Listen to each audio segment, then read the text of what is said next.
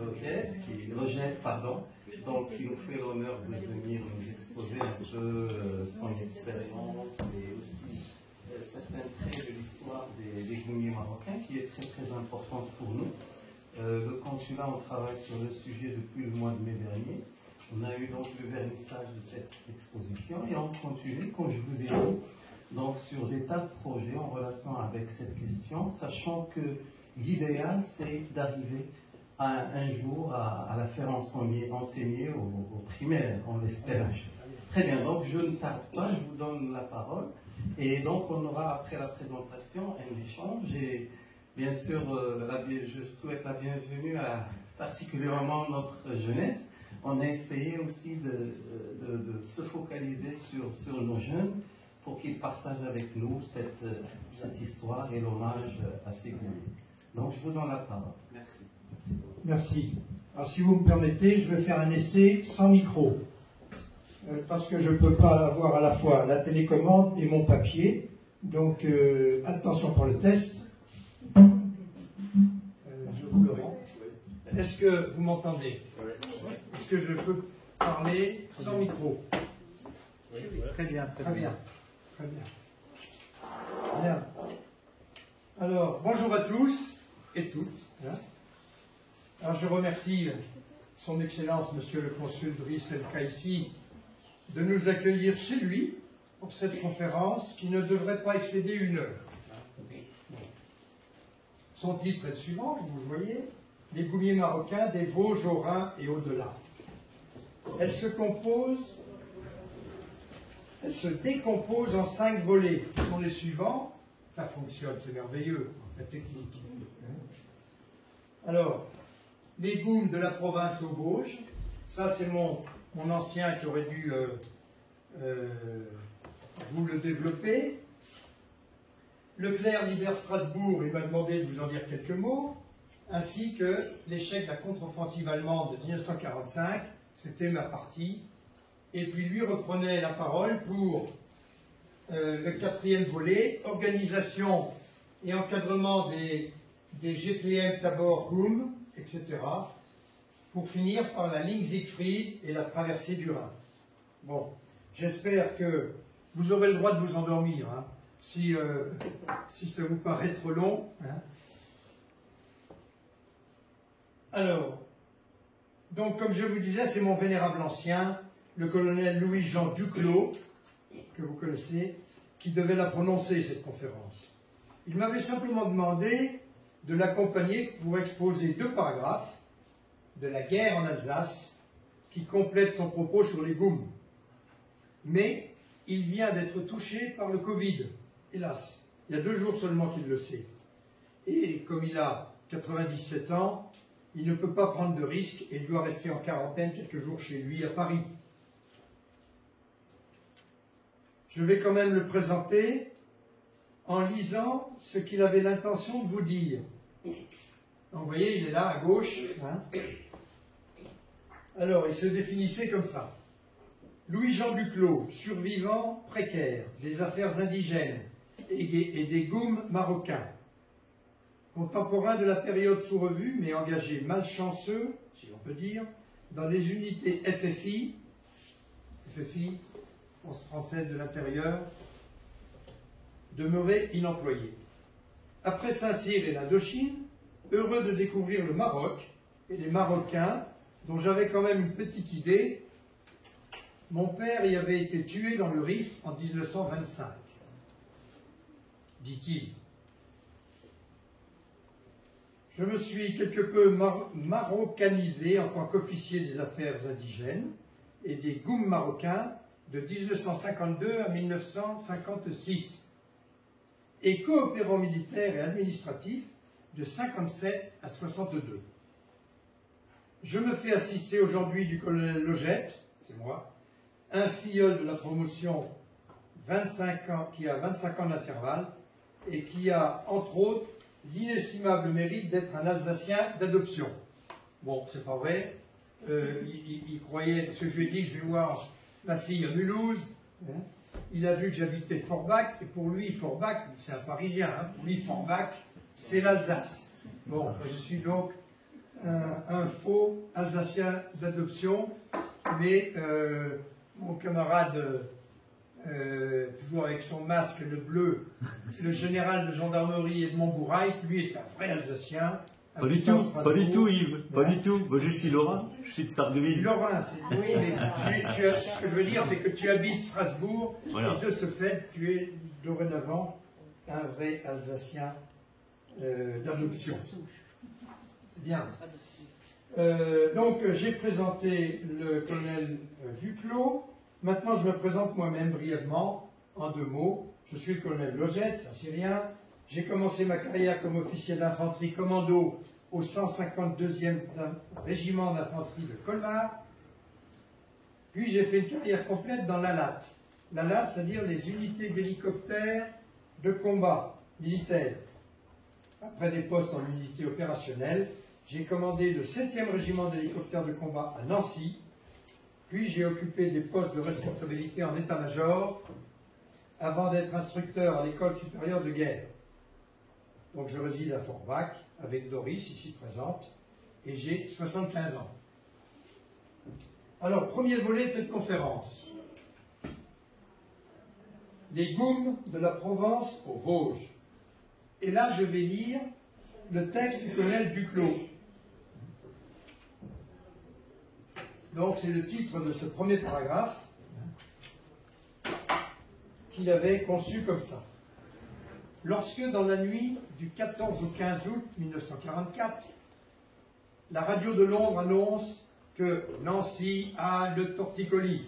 Je répète, Nancy a le torticolis. C'est des messages codés, hein, vous vous souvenez? C'est le signal pour les côtes de Provence de s'apprêter à recevoir le débarquement allié. Plus de 2 mois auparavant, Anglais et Américains, et 177 Français, avaient effectué celui de Normandie. Vous voyez où est la Normandie? Le débarquement du 6 juin 1944. Or, ce matin-là, c'est l'avant-garde de quelques 400 000 soldats qui débarquent, dont plus de la moitié relevant de la première armée française, du général Delattre de Tassigny, qui, 8 mois plus tard, fera flotter les couleurs du drapeau français sur les rives du Danube. Donc on parle du débarquement de Provence, hein, et ils vont remonter toute la vallée du Rhône, etc., traverser l'Alsace et aller jusqu'au Danube, ici, en Autriche. Les goumiers marocains, souvent de jeunes vétérans de la campagne d'Italie et de la libération de la Corse, en font partie. Ils débarquent les 18 et 19 août, au matin, sur les côtes du Var. De là, après de rudes combats, notamment pour la libération d'Aubagne et de Marseille, ils s'élanceront vers le nord à la rencontre des Alliés débarqués en Normandie 2 mois et demi plus tôt. Ces goumiers sont alors commandés par le général Guillaume, un futur résident général de la France à Rabat. On le voit ici à gauche. Celui-ci prendra quelques semaines plus tard le commandement de la 3e division d'infanterie algérienne, DIA, à laquelle les goumiers se trouvent de fait rattachés. En septembre, les 2 armées, Overland pour ceux de Normandie, Dragoon pour ceux de Provence, font leur rencontre à Autun le 13 septembre. Bon, j'ai plus la carte, c'est au milieu, hein, entre Normandie et Provence. Les conditions climatiques de l'hiver 44-45 seront des plus sévères et mettront à rude épreuve les goumiers, pourtant habitués pour la plupart aux neiges de l'Atlas. En novembre, déjà sous la neige, ils occupent la haute vallée de la Moselle et celle de la Moselotte. Bon, la carte est trop petite, vous ne voyez pas bien, mais c'est pas bien grave. Et ils libèrent Gérardmer le 19. J'ai un pointeur, oui. Voilà. Là, c'est celui-là. Ah, il y en a un là-dessus. Aïe, aïe, aïe. Est-ce que je saurais faire? Il est là. Ah, super, merci. Merci. J'en ai été vu. Donc, il libère Gérardmer le 19. Il y en a même qui suivent. Rendez compte. Aux lisières sud des Vosges, le 20 novembre, Belfort est libéré. Mulhouse le sera le 22. Cependant, dans le massif des Vosges, par un froid exécrable atteignant les moins 20 degrés. Les goumiers se heurtent à une résistance allemande acharnée. Tandis que plus au nord, la folle chevauchée du général Leclerc libère Strasbourg le 23 novembre, au sud, le franchissement des cols se révèle problématique. Début décembre, sur le versant alsacien, autour d'Orbay, un bourg proche de Kaisersberg, et vous connaissez les lieux, la bataille fait rage. Après l'intermède d'une contre-offensive allemande de part et d'autre de Strasbourg, début janvier 45, c'est au tour de Colmar d'être totalement libéré le 9 février. Outre des renforts venus du Maroc, les Goums ont eu l'opportunité sur ces entrefaites de procéder dans les Vosges et en Alsace à l'engagement de volontaires qui viendront opportunément recompléter leurs effectifs. Monsieur le consul, je vous ai vu prendre une photo. Je peux vous donner l'intégralité de la conférence si vous voulez. Hein, le camarade. Oui, moi aussi je serai preneur, bien sûr. Oui. Donc, votre camarade technicien pourra la pomper sur le. Donc, c'en est ici la campagne des Vosges, mais autour de Strasbourg, exposée dès le début de janvier à une contre-offensive allemande, la situation continuait d'être fragile, au point que, du traité la détermination de De Gaulle et du commandement français contre l'avis des Américains, on aurait procédé à un retrait stratégique. Eh bien, non. Non, Strasbourg ne sera pas évacué. Libérée un mois plus tôt par la 2e DB du général Leclerc, elle demeurera, comme mon camarade et ami le colonel Logette va vous le résumer, française. Donc, il disait ça, croyant lire à ma place, et il me passe la main, donc, pour le 2e volet, Leclerc libère Strasbourg. Donc, la libération de Strasbourg. Voilà. L'Europe a subi, alors ça, maintenant, c'est moi qui parle, hein, ça va être moins intéressant, mais bon. C'est toujours intéressant. Donc, je reprends un peu plus en amont, moi. L'Europe a subi au cours du siècle passé 2 déflagrations majeures, mais comme je sais que vous êtes férus d'histoire ici, ça va vous parler.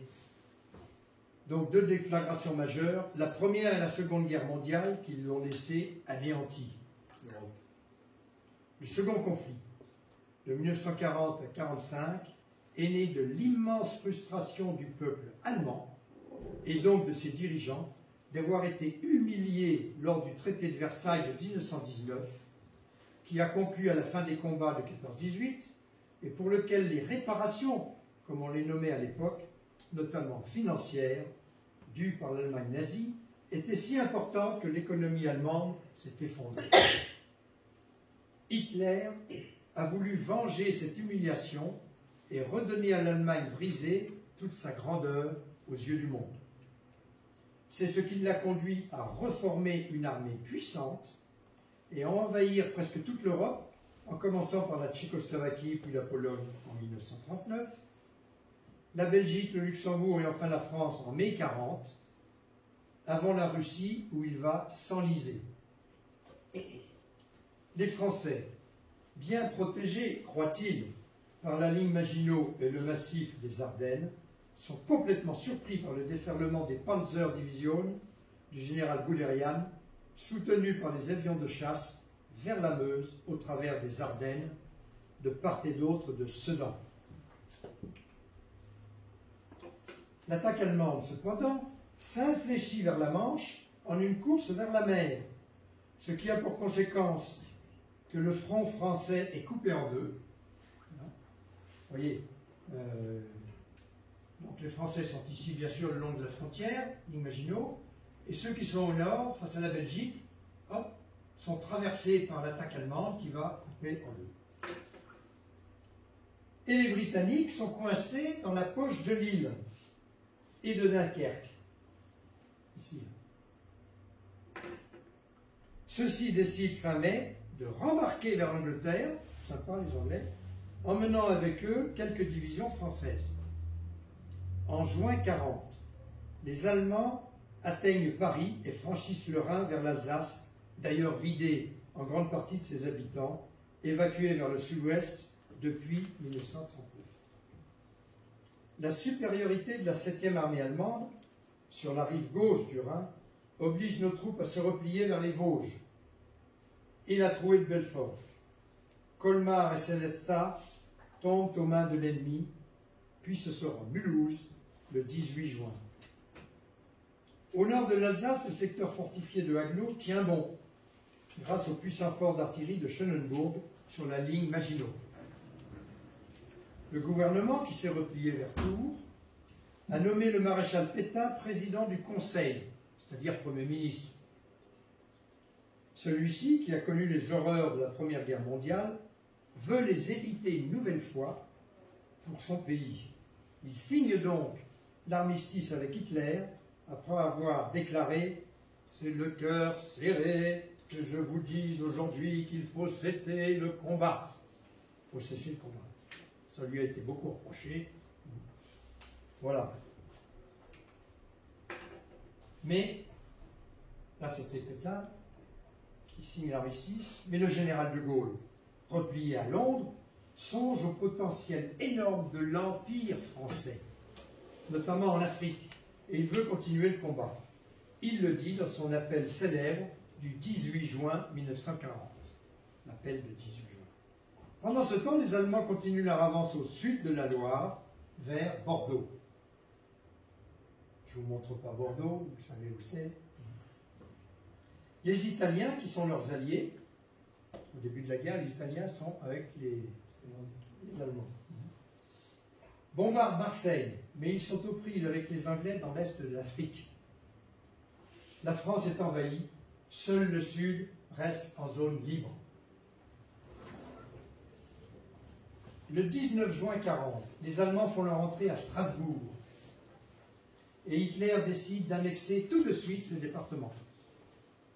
Fin juillet, les riches provinces lorraines et alsaciennes de Moselle, Haut-Rhin et Bas-Rhin sont annexées par l'Allemagne, qui entame, notamment avec le Gauleiter Robert Wagner, une germanisation forcée de toute la région. En août, c'est lui Wagner, en août, De Gaulle envoie une délégation à Lagos, Nigeria, pour préparer le ralliement des territoires de l'Afrique équatoriale française à la France libre. Le Tchad, le Cameroun, l'Oubangui-Chari, RCA, le Gabon répondent présents. La tentative de Gaulle pour rallier le Sénégal échoue, mais progressivement, un corps expéditionnaire sous l'impulsion de Leclerc se constitue. Leclerc, justement, jeune officier brillant, est confirmé dans le grade de colonel par le général de Gaulle, qui lui demande de rejoindre et soutenir les troupes britanniques qui combattent en Libye.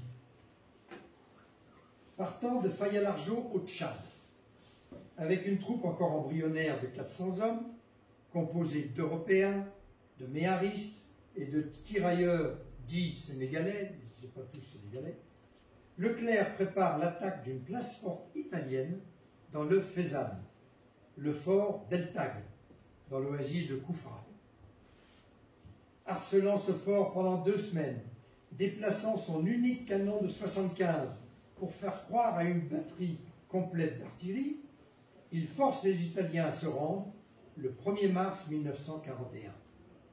Et devant ces hommes, fatigués mais fiers, il dit ceci: « Jurez de ne déposer les armes que lorsque nos couleurs, nos belles couleurs, flotteront sur la cathédrale de Strasbourg. » C'est le serment de Koufra. Ce sera la première victoire des forces de la France libre, victoire symbolique et motivante pour tous les résistants.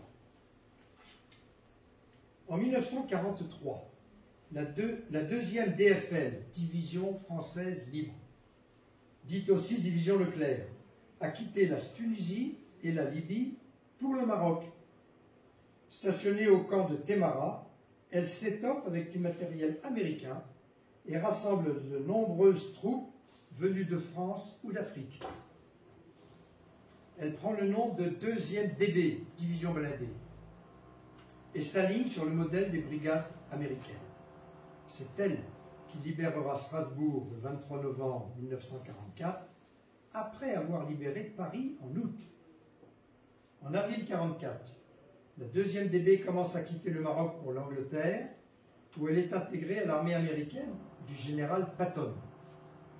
Elle ne participe pas au gigantesque débarquement allié du 6 juin 1944 sur les plages de Normandie, mais elle sera débarquée quand même sur la plage de Utah Beach le 1er août, chargée d'une double mission. 1. Combattre aux côtés des Américains sous les ordres du général Patton. 2. Marcher sur Paris pour que ce soit, selon la volonté de De Gaulle, une grande unité française qui participe à la libération de la capitale. Ce qui sera fait le 25 août 1944. Début septembre, l'armée de Patton est stoppée devant Metz, parce qu'il progresse de la Normandie. Leclerc, qui l'accompagne, s'impatiente car il songe à Strasbourg et à son serment de coup franc. Avec l'accord de Eisenhower, De Gaulle décide d'envoyer la 2e DB, la sienne, vers Strasbourg. Leclerc entame alors une chevauchée vers les Vosges et l'Alsace, qui sera ponctuée de plusieurs victoires spectaculaires. Prise de Vittel, destruction de la 112e division blindée allemande à Dompierre. Fin octobre, Leclerc enlève Baccarat, pendant que les Américains ont percé à Blamont. Badonviller est conquis quand des cavaliers français surchargent Sherman surprennent les Allemands. Cirey est enlevé dans la foulée, mais on est encore loin de Strasbourg parce qu'on est toujours à l'ouest des Vosges. Il reste du chemin jusqu'à Strasbourg. Leclerc donne ses ordres. Déborder systématiquement toute résistance sans se faire fixer. Poussez de l'avant et trouvez le trou au travers des Vosges. Vous, Beauvillois, au nord de Saverne, vous, Massu, avec vos chars, au sud, vers le Dabo. Voilà. Le 20 novembre au matin, un bataillon blindé du Tchad, à base de forces françaises libres et du corps franc d'Afrique, taille en place les Gebirgsjäger venus d'Autriche défendre les Vosges et fait sauter à l'Alfrebol les barrages antichars au pied de la montagne. Dans le passage ouvert, la colonne Massu s'engouffre. Massu atteindra le Dabo via Obersteigen, près de Wangenburg, le 21. La colonne finiforme descend ensuite les raies glacées dans la forêt côté alsacien et s'étale aux premières clairières de la plaine. Birkenwald, puis Saint-Christ, où elle coupe la route entre Marmoutier et Vasselonne. Voilà.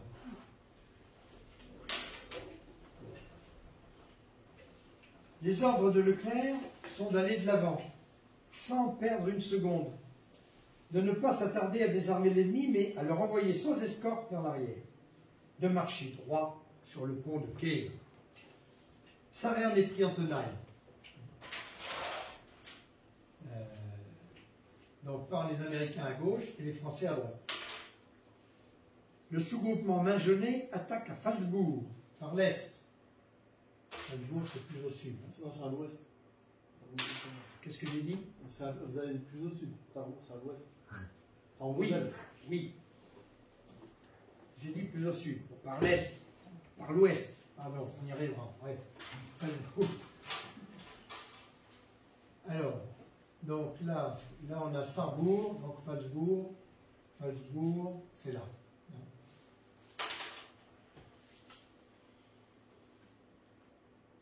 Alors, je reprends. Le sous-groupement Main-Genée attaque à Phalsbourg, par l'est, donc il vient de la droite, permettant au 15e corps US d'avancer par l'ouest à gauche. Et donc, Saverne est pris en tenaille. Le 23 novembre au matin, au lever du jour, la ruée vers Strasbourg est lancée par 4 axes. On voit ici à droite. Seule la colonne de Guilbon a toute l'attitude d'un 5e axe à son initiative. Tous convergent vers Strasbourg par Schiltigheim, Mittelhausbergen, Kronenbourg, Königshofen. La plaine est franchie au grand galop, mais des résistances se dévoilent à la ceinture des forts qui couvrent Strasbourg et tiennent sous leur feu les fossés anti-chars qui barrent les routes d'accès. 3 groupements blindés commandés par des Français libres peinent dur. Cantarelle devant le fort Pétain, Putz devant le fort Kléber, Massu devant le fort Fosse. C'est ici ce que l'on voit là.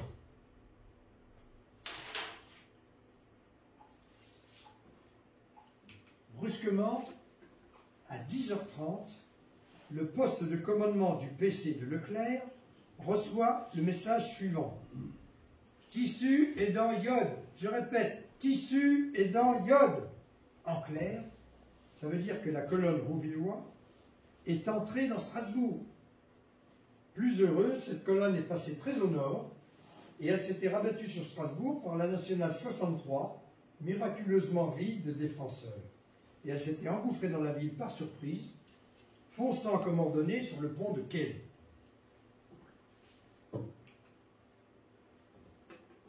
D'un seul élan, Rouvillois a atteint le port, franchi intact les ponts des écluses, forcé le petit Rhin. Il est à 600 mètres du pont de Kehl. Les artilleurs, de leur côté, arrivent à la rescousse. La colonne Guillebon déborde par le terrain d'aviation de Neudorf, au sud. Et il entrera dans la ville vers 18h. Mais la garnison allemande s'est ressaisie. Un poste est installé sur le pont de Kehl pour embarrer l'accès. La 2e DB, qui vient de libérer Strasbourg, n'entrera pas en Allemagne par surprise. Le 24 novembre, Leclerc peut cependant considérer que le serment de Koufra est tenu. Voici son ordre du jour. Officiers, sous-officiers, soldats de la 2e DB, en 5 jours, vous avez traversé les Vosges, malgré les défenses ennemies, et libéré Strasbourg. Le serment de Koufra est tenu. Vous avez infligé à l'ennemi des pertes très sévères, fait plus de 9000 prisonniers, détruit un matériel innombrable et désorganisé le dispositif allemand. Enfin et surtout, vous avez chassé l'envahisseur de la capitale de notre Alsace, rendant ainsi à la France et à son armée son prestige d'hier. Au nom du général de Gaulle et de la France, je vous en remercie. Nos camarades tombés sont morts en héros. Honorons leur mémoire. Strasbourg, le 24 novembre 1944, le général Leclerc, commandant la 2e DB.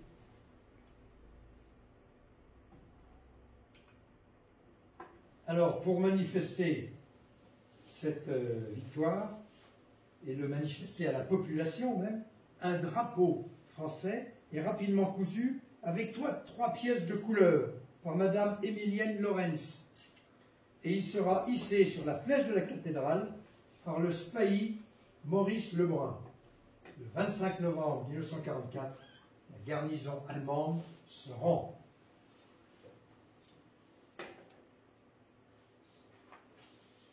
Alors, voyons maintenant, toujours ma partie, la contre-attaque allemande de janvier 1945.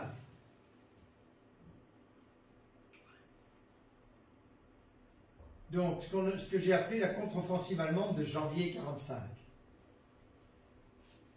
À l'est de la France, fin 1944, les Allemands reculent sur tous les fronts, devant l'avancée des Américains, mais l'étirement du front joue en leur faveur.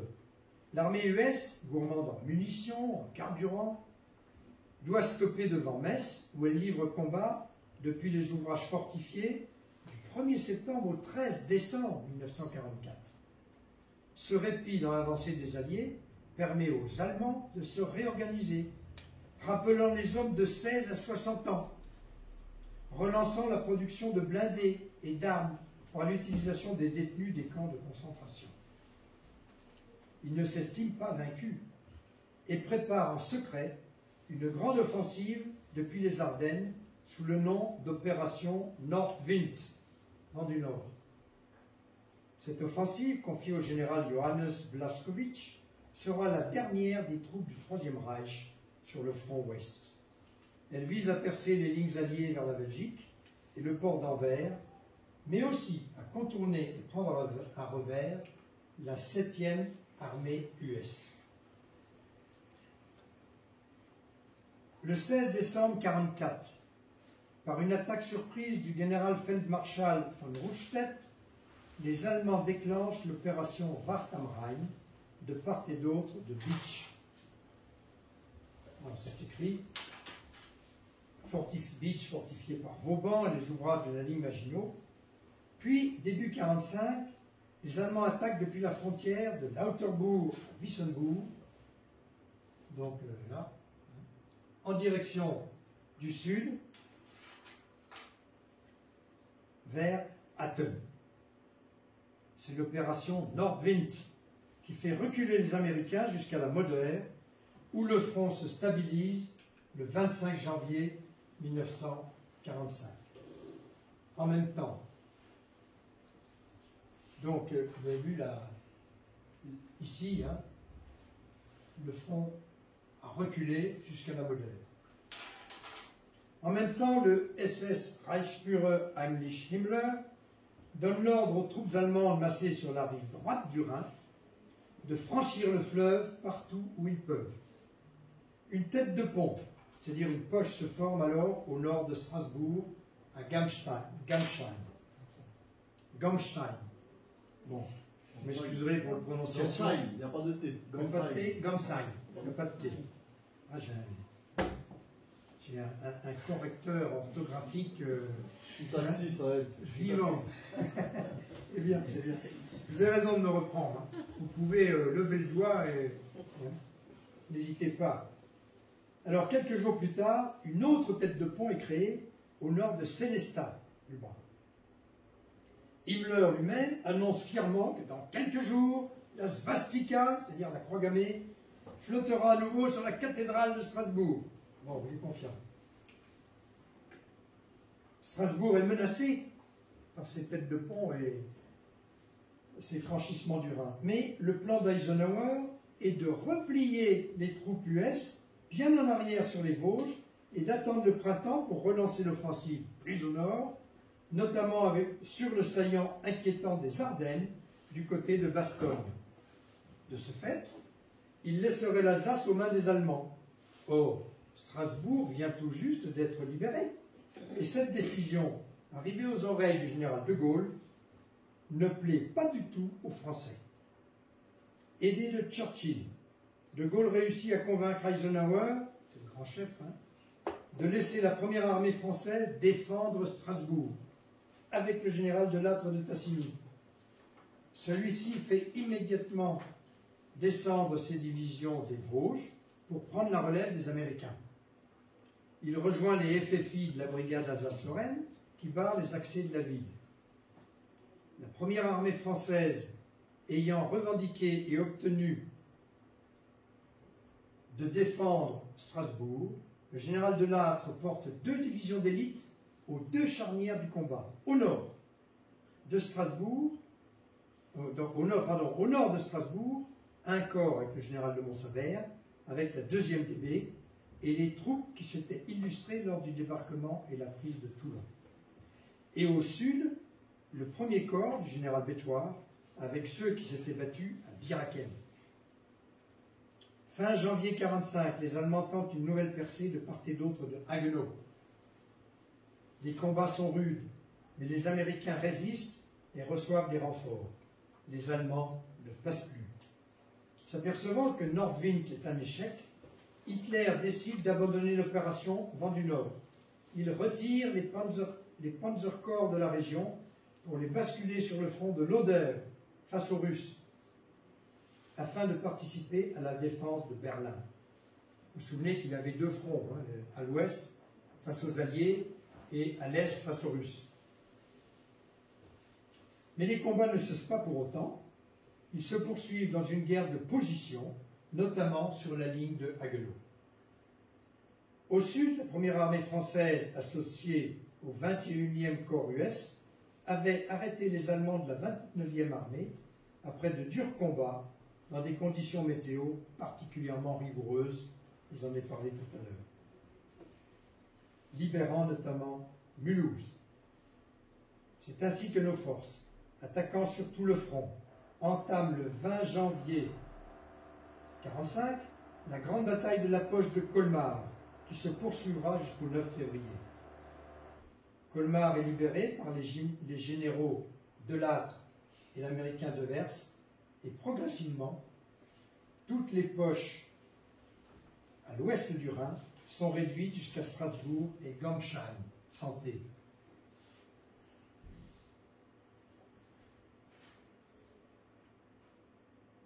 En même temps, la première armée entre en action au nord de Strasbourg, où les combats sont difficiles également.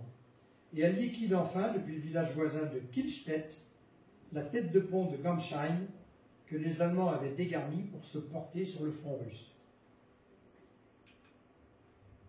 Voilà, donc là on a l'ensemble, hein, avec les différentes poches. Donc la poche ici au sud, la poche de Gamsheim, et en venant du sud, la première armée, et en attaquant du nord, toutes les poches allemandes à l'ouest du Rhin sont réduites.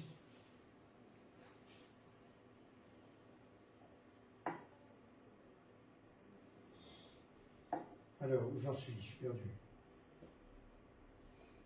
Les derniers Allemands quittent l'Alsace par le pont de Chalampé, au sud, qu'ils vont faire sauter. À nouveau sauvé, Strasbourg peut enfin accueillir le général de Gaulle, qui déclare le 11 février « Je ne crois pas qu'aucun morceau de la France, si blessé, si mutilé qu'il ait été par les événements, ait été plus durement traité que la chère Alsace, et en particulier le très cher Strasbourg. » L'armée française, avec ses 3 corps d'armée comportant un corps d'armée US de 4 divisions, mais aussi des troupes venues d'Afrique au sein de la 2e DB, inflige donc une défaite totale à la 19e armée allemande. Ici c'est Leclerc, hein. C'est pas de Gaulle. Voilà. Alsace libérée. Mais l'Alsace et la Moselle ne furent finalement entièrement libérées que par le déclenchement de l'opération américaine Undertone du 15 au 20 mars 1945, qui permit aux Alliés, grâce à leur pont Bailey, de poursuivre sur le territoire de l'Allemagne, en commençant par la région du Palatinat rhénan. Prenant en compte que les Allemands sont déterminés à défendre la ligne Siegfried,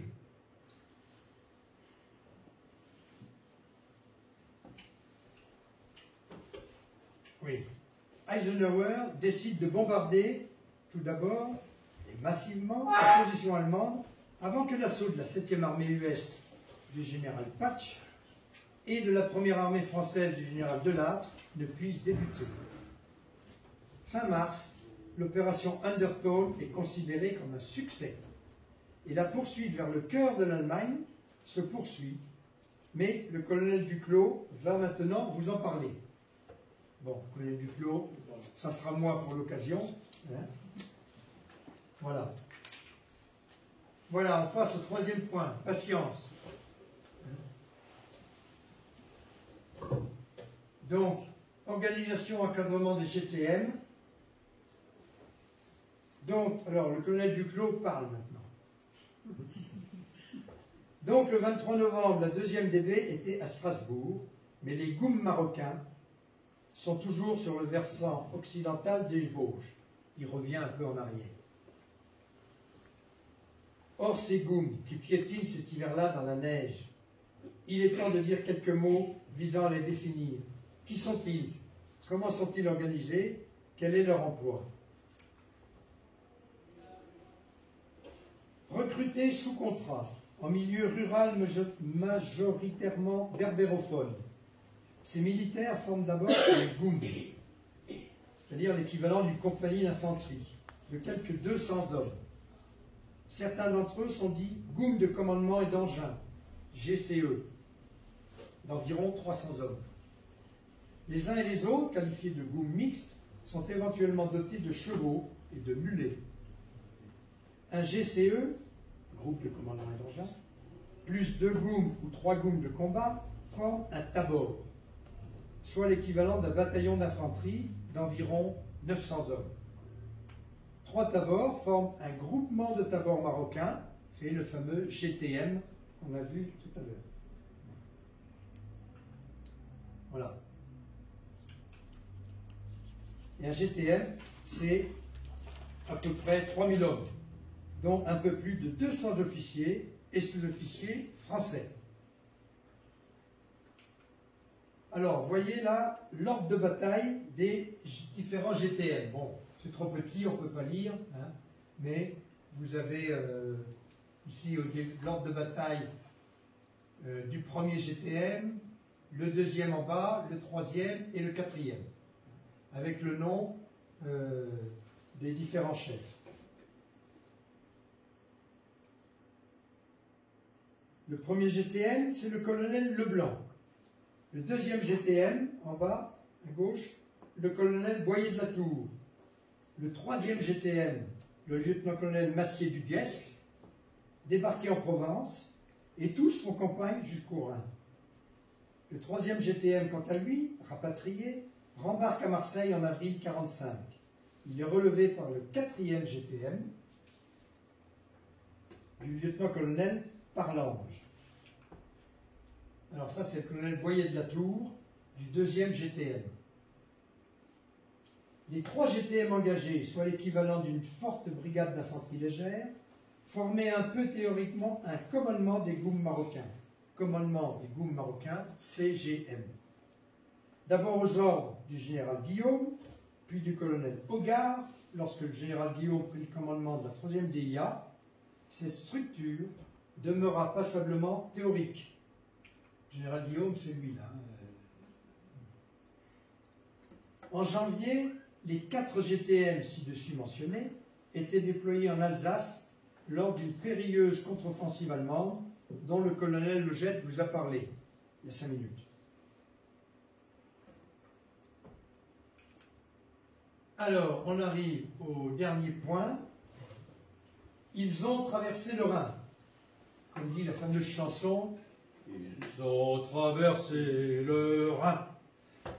Les fiers soldats de Noailles. Les militaires dans la salle pourront chanter la suite à la récré. Donc, ils ont traversé le Rhin au travers de la ligne Siegfried. Voilà. L'échec de l'offensive allemande de janvier 1945, bientôt suivi de la libération de Colmar, le 9 février, marque le début de la fin de l'occupation du territoire national.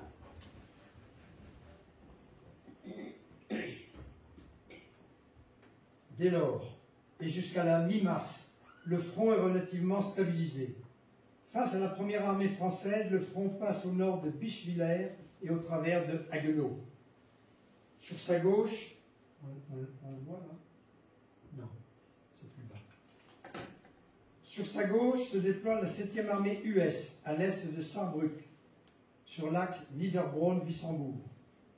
Après les épouvantables mois d'hiver passés dans les Vosges, les goumiers passent le mois de février au repos entre Mutzig et le Val de Villers. En mars, alors que le 3e GTM du colonel Massier du Guescq, programmé par son rapatriement au Maroc, est retiré du front et passe ses consignes au 4e GTM du lieutenant-colonel Parlange, le 1er GTM, commandé par le colonel Leblanc, est envoyé monter la garde au Rhin à quelques kilomètres au nord de Strasbourg. J'espère que vous ne vous perdez pas, mais c'est un peu compliqué à suivre.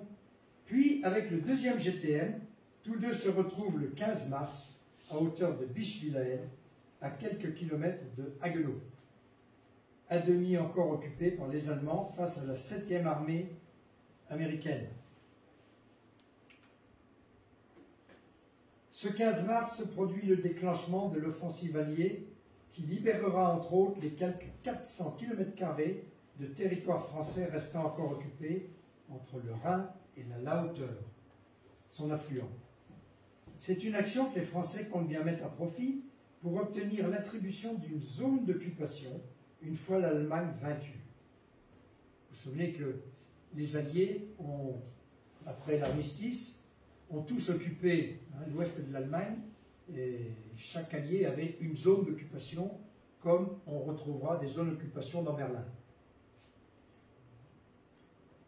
Donc, les Français comptent bien mettre à profit pour obtenir l'attribution d'une zone d'occupation une fois l'Allemagne vaincue.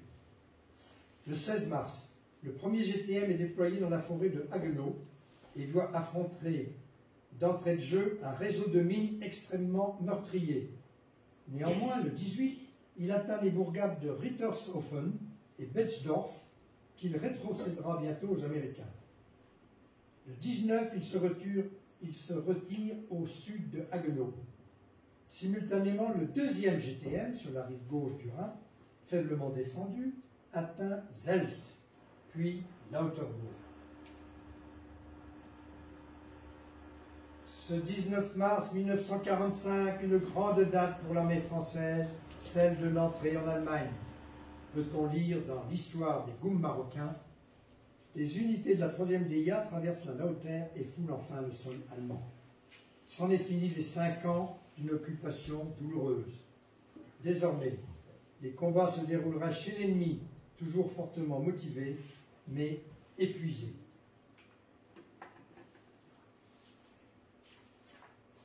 Face à la 3e DIA, s'échelonnaient alors les blocos plus ou moins désaffectés de la ligne Siegfried.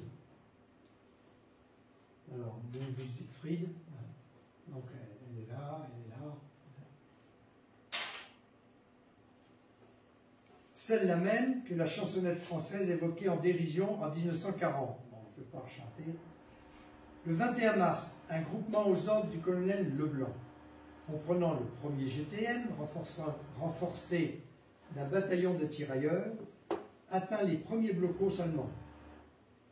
Le deuxième GTM en même temps est regroupé au sud de Lauterbourg, d'où dans la soirée du 23, l'un de ses tabords rejoindra provisoirement le groupement Leblanc. L'attaque qu'avait lancée celui-ci dans la journée du 23 s'était heurtée à une vive résistance, infligeant aux Goumiers des pertes sévères, dont la mort du commandant du 3e tabord. Celle du 24 mars sera victorieuse. Le groupement Leblanc, désormais renforcé par l'apport du 2e GTM, reprend sa progression, qu'agrémente, si l'on peut dire, une inspection du général Delattre de Tassigny. Poursuivant leur progression sans plus rencontrer de résistance significative, le soir même, il atteint le Rhin près de Maximiliansau, à hauteur de Karlsruhe, en Allemagne, donc pour quelque temps. Dès le 26 mars, les deux GTM repassent la Lauter pour quelques brefs jours de repos. Le premier GTM dans la région de Mutzig, le deuxième GTM dans différents villages au sud de la Lauter. Une semaine plus tard, le premier GTM, toujours à la disposition de la 3e DIA, est déployé à l'est de Speyer en allemand. Le commandement américain a en effet donné mission à la première armée, dont ses unités dépendent, de refouler les Allemands jusqu'à Stuttgart. Le 4 avril, nos Goumiers traversent le Rhin sur un pont de bateau installé par le génie français à Mannheim, d'où ils gagneront la vallée de Lens, non sans se heurter à des résistances qui leur causent des pertes. Le 6 avril, ils occupent Derdlingen et Sternenfeld, puis Diefenbach, faiblement défendu, et viennent finalement à bout des résistants de Seisersweiler, au prix de pertes élevées, et où de nombreux prisonniers finissent par se rendre. Je comprends maintenant pourquoi le colonel Duclos s'est fait porter pâle et puis m'a demandé de lire la conférence, parce qu'il y avait des noms aussi imprononçables. Bon, je blague. Alors, Le 7 avril, alors que le général de Gaulle en personne visite Sternenfeld et y décore un officier, les GUM du 1er GTM atteignent Zeisserweiher, Schultzingen, Gundelbach, tout ça en Allemagne. Hein. Le 8, ils occupent Au-Rhin, combattent à Groß et Klein Sachsenheim. Tu m'excuseras, hein, Edmond, toi qui prononces si bien les mots allemands, le long du cours du Neckar. La priorité politico-militaire du moment étant que, en prévision du découpage des futures zones d'occupation, on y revient, les militaires français se déploient largement sur la droite des Américains. La suite des opérations tiendra compte de cette priorité. Ainsi, le 14 avril, le premier GTM est-il transporté à Elmendingen, à 5 km de Pforzheim. Avec le 4e GTM, commandé par le lieutenant-colonel Parlange, débarqué un mois plus tôt et en Allemagne depuis une dizaine de jours, ils forment un groupement commandé par le colonel Leblanc. Leur objectif est la prise de Pforzheim, une agglomération d'alors plus de 50 000 habitants. Elle est prise de 18, ville à propos de laquelle le colonel Gaujac, auteur d'un ouvrage consacré au GUM marocain, 1941-45, cite Pierre Lyoté, un neveu du maréchal, lui-même alors officier dans les GUM. Je cite: de ruine en ruine, de cave en cave, d'abri en abri, les éléments allemands sont poussés, disloqués ou désarticulés. Pforzheim ressemble plus à Pompéi qu'aucune autre ville allemande. Donc, Pierre Lyoté, le neveu du maréchal Lyoté. Objectif suivant, qui sera assigné au 1er et 4e GTM, est Stuttgart, la capitale du Württemberg, de quelques 400 000 habitants, 40 km plus à l'est. Après Pforzheim, la progression des Tabors, toujours aux ordres du colonel Leblanc, ne connaît aucun répit. Le 19 avril, il conquiert Weilertal. Le 20, c'est au tour de Magstadt. Le 21, Weiningen. Le jour suivant, ils sont dans Stuttgart. Au sud de la ville, après élimination de résistance résiduelle, les deux GTM font mouvement vers Tübingen et Ulm. Ils sont vraiment presque à Munich. De part et d'autre du Danube, qui, avec le Rhin, a donné son nom au fameux écusson Rhin-Danube lors de la première armée de la première armée française. Le deuxième GTM, quant à lui, était demeuré sur la rive gauche du Rhin. L'un de ses abords ne passe sur la rive droite que le 7 avril, à hauteur de Karlsruhe. Le 10, il s'empare de Ehrenhalb, près de Löfenau. Le 11, il traverse Baden-Baden, ouvrant la route aux blindés. Le gros du GTM, jusqu'alors stationné en Alsace, traverse le Rhin à son tour et à hauteur de Seltz. Le colonel Boyer de la Tour, un moment convalescent, reprend son commandement. Il rejoint le 14 avril. Renforcé d'un bataillon de Zouaves, son GTM aura pour mission de prendre le contrôle de la Forêt-Noire. Il fixe le départ au lendemain. Au prix d'accrochages assez sérieux, il atteint Oppenau le 18 et Zell le lendemain. Dès lors, c'en est fini des résistances allemandes en Forêt-Noire. Le 23 avril, les goumiers défilent dans les rues mêmes de Fribourg. Le 26, il est à Todnau, 20 km plus loin. Il devra y attendre jusqu'au 1er mai l'ordre de quitter enfin la Forêt-Noire. Au cours d'un incroyable déplacement à pied, en camion et en chemin de fer, le 5 mai, il atteint Bregenz en Autriche, capture quelques prisonniers. Il repasse la frontière et gagne Lindenberg, non loin du lac de Constance. Il s'y retrouve dans le voisinage du 1er et 4e GTM, qui les 3 et 4 mai sont passés sur la rive droite du Danube, alors un frêle cours d'eau, et stationnent alors respectivement à Schussenried et à proximité de Leutkirch. C'est donc dans ces circonstances que les goumiers engagés en Allemagne reçurent le 8 mai 1945 la nouvelle de la capitulation du Reich hitlérien. On imagine alors la juste fierté avec laquelle ils reçurent le 19 mai la visite du général de Gaulle puis le 23 juin, celle de leur souverain Sidi Mohamed Ben Youssef. Il y eut sur place de légitimes réjouissances. Mais je voudrais surtout, c'est pas moi, c'est toujours le colonel Duclos qui parle, hein, mais je voudrais surtout que l'on évoque ici, pour terminer, le sacrifice des héros de cette formidable épopée. Et qu'on observe une minute de silence dédiée à la mémoire des 711 goumiers et 85 officiers et sous-officiers français qui, en 9 mois de campagne, du 16 août 45 au 8 mai 45, acceptèrent de mourir pour la France. Alors je vais vous mettre une photo de deux goumiers que vous connaissez bien, hein, parce qu'ils sont beaux, et ça nous permettra de rendre hommage. Alors, on va se mettre debout pour rendre une minute de silence à tous ces soldats, ces valeureux soldats, goumiers, marocains, encadrés par de nombreux officiers et sous-officiers français, qui ont fait cette magnifique épopée de l'Atlas jusqu'en Autriche.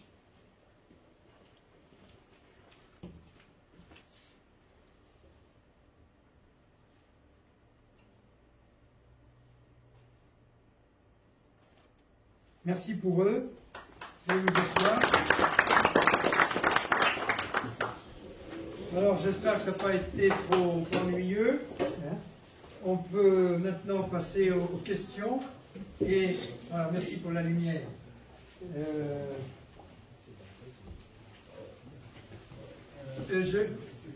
pouvez venir.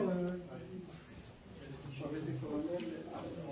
je peux donner la parole à Sus Coton, voilà, président de la Commission, pour juste préciser et compléter un peu le contexte général que vous avez présenté. On vous remercie beaucoup, colonel. Donc, il va parler plus sur des choses, sur l'économie, comment ils vont contribuer de manière concrète dans certaines parties de la zone. Merci. D'accord. Merci, monsieur le consul. Et puis, merci, mon colonel, pour ce brillant exposé. Je féliciterai aussi Louis-Jean, que je connais bien. Alors, effectivement, à nouveau, un merci pour cette idée de nous avoir invités pour ce sujet qui est vraiment important.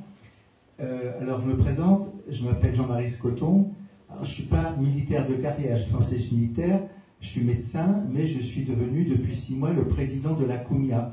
La COUMIA, c'est une association qui œuvre pour la mémoire des Goums marocains, qui a été créée dans les années 1955 au Maroc. Et donc, effectivement, à ce titre-là, on fait toutes les actions possibles pour perpétuer cette épopée qu'ont vécu les Goums. Et donc, à ce propos, actuellement, avec Driss El Kessi, monsieur le consul, on a dans les Vosges plusieurs initiatives intéressantes. Alors, tout d'abord, je dirais l'ancrage, c'est parce que, à la fin de la guerre, le monument national des Goums marocains, il a été érigé à la Croix des Moines. Parce que, comme ça a été souligné tout à l'heure, au cours de l'hiver 1944, les combats qui ont été livrés dans les Vosges ont été extrêmement durs. Et le général Guillaume, il a choisi cet endroit, c'est lui qui l'a inauguré en juin 1954, en soulignant dans son discours que les pertes avaient été terribles et il y avait énormément de neige et la souffrance de toutes les troupes engagées a été terrible. Et donc c'est dans ce col, à l'endroit même des combats, qu'il y a ce monument, et tous les ans, et bientôt, donc tous les 8 mai, il y a une cérémonie depuis 1954 à la mémoire des Goums marocains. Vous êtes tous invités à y venir, c'est à 17h. Et donc, l'autre élément important, c'est que, je parle toujours des Vosges, et après je reviendrai sur l'histoire générale des Goums, mais je n'oublie pas, c'est que ces combats dans les Vosges ont été si importants qu'il y a une mémoire très forte attachée à ces combats qui concernent les Goums, mais aussi les tirailleurs, notamment les tirailleurs marocains qui sont illustrés dans la prise du Haut du Fin. C'est le seul endroit de la Winterline que les Allemands avaient érigé qui a été pris. hein, c'était par les tirailleurs marocains. Et donc, il y a aussi des parachutistes qui étaient engagés, quelques blindés, et aussi, il y a une mémoire très forte parce que les maquisards vosgiens ont payé un lourd tribut. Ils se sont levés quelques semaines avant l'arrivée de la première armée, et le massif a été cerné. Il y a énormément de jeunes, une 70 à peu près, qui ont été fusillés. Et donc, tous les villages sont très attachés à cette mémoire et font partie d'ailleurs de la Kounia. Et de concert avec le consulat, on est en train d'organiser des journées marocaines en mémoire de tout ça, mais également un parcours mémoire pour souligner tous ces endroits de combat très marquants. Et le premier endroit qui a marqué la mémoire, c'est que quand le début je dirais, de la bataille des Vosges, en fait, la première armée arrivée, donc comme on l'a expliqué, après le débarquement de Provence, les Gaulois ont joué un rôle majeur dans la libération de Marseille, Aubagne et Marseille. Ensuite, ils sont remontés, il y a eu des combats des Gaules dans les Alpes, et quand le général de Lattre arrive, en fait, les Allemands s'étaient extrêmement bien fortifiés, et la trouée de Belfort était extrêmement protégée. Et donc, ils décident d'essayer de passer par la montagne en confiant ça à la troisième déia dont faisaient partie les Goums.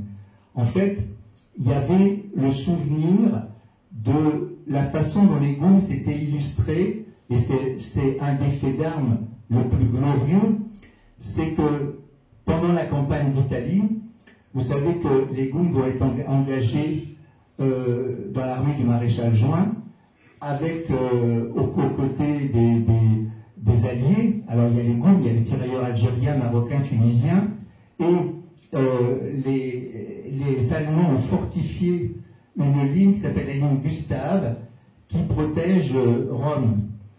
Et il y a notamment Monte Cassino, et là, les offensives américaines, anglaises, se cassent les dents devant cette immense montagne.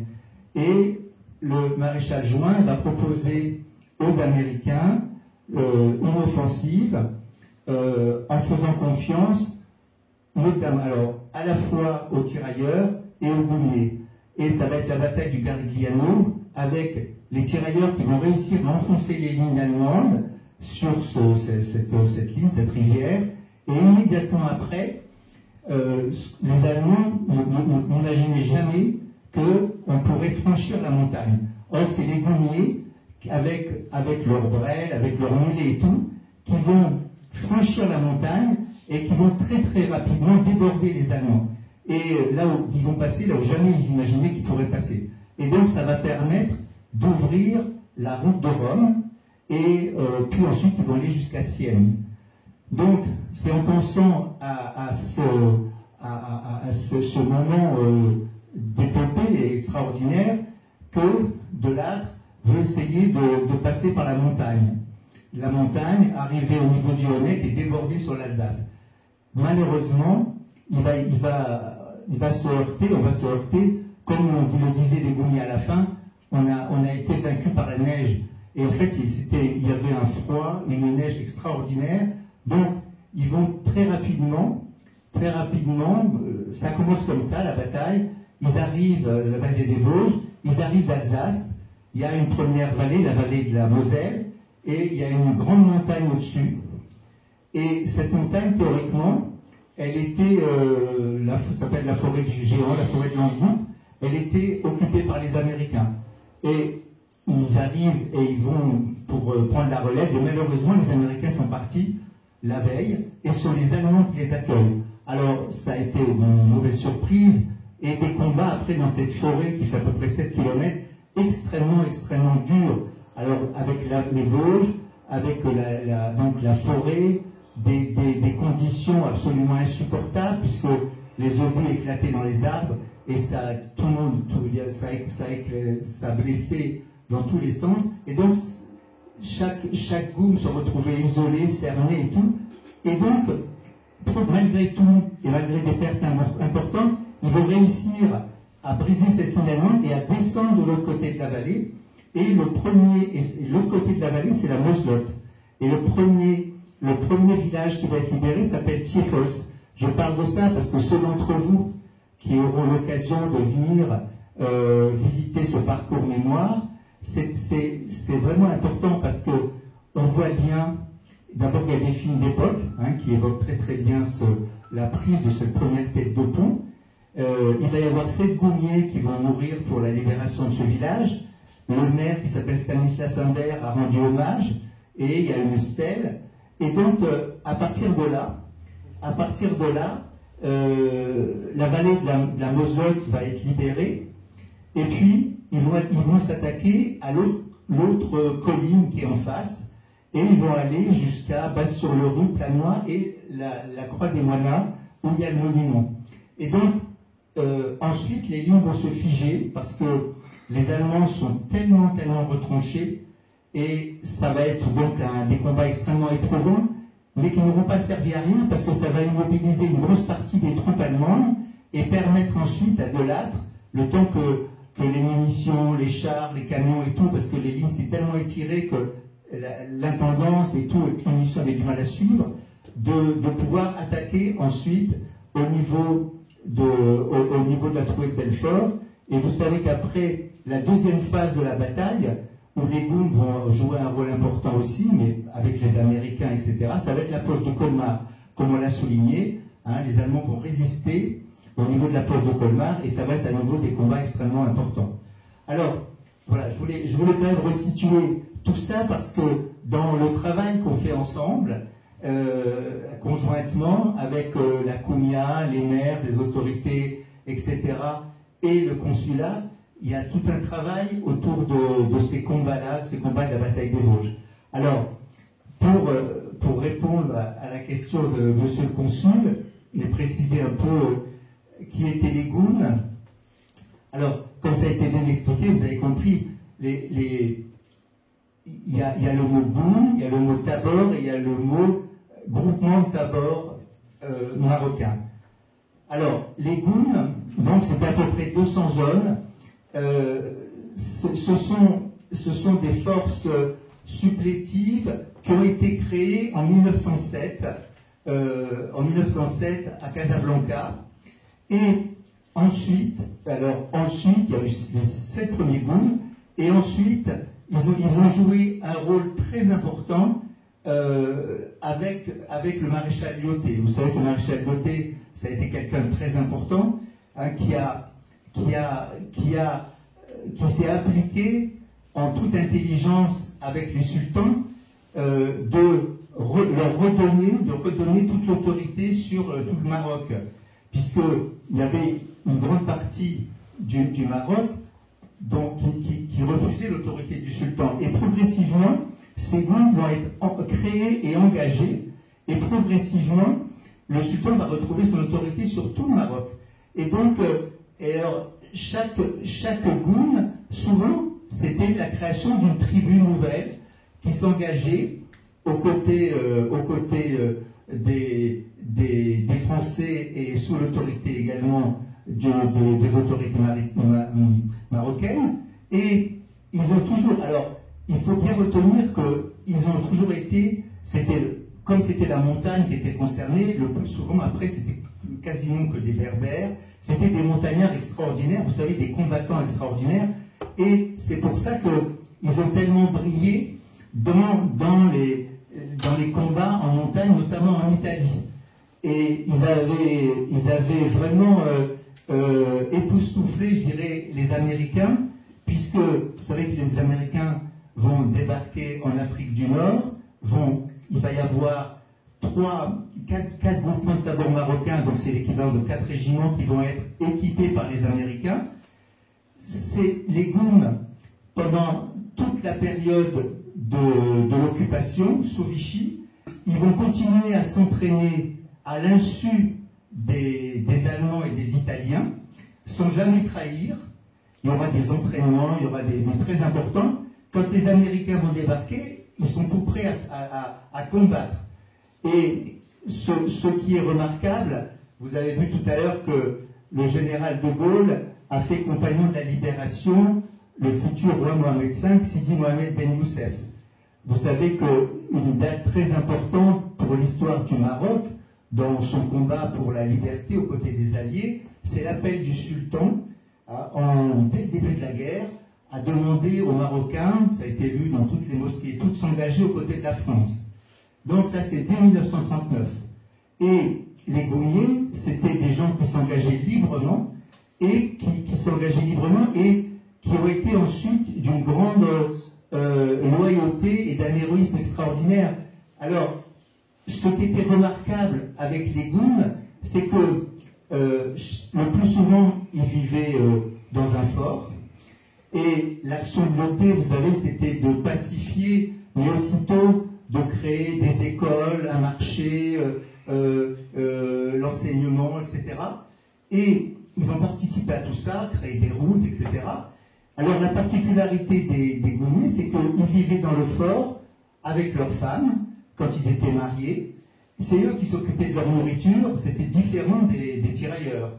Et il y avait une entente très étroite avec l'encadrement, les officiers et sous-officiers français. Ça, c'est c'est tous les témoignages, ils ont toujours souligné cette grande fraternité d'armes entre les Goumiers français et marocains. Et donc, il y a eu toujours cette loyauté extraordinaire au moment de tous les combats. Et donc, alors, c'est un peu confus, mais je reviens à cette histoire. Donc, la pacification, quand elle est terminée, il y a ensuite ça se termine en 1937. Ensuite, il y a la Seconde Guerre mondiale. Les Goumiers vont s'entraîner à l'insu des Allemands. Les Américains débarquent et les Américains vont être tellement subjugués quand ils vont les engager en Tunisie par leur aptitude au combat qu'ils décident de les équiper.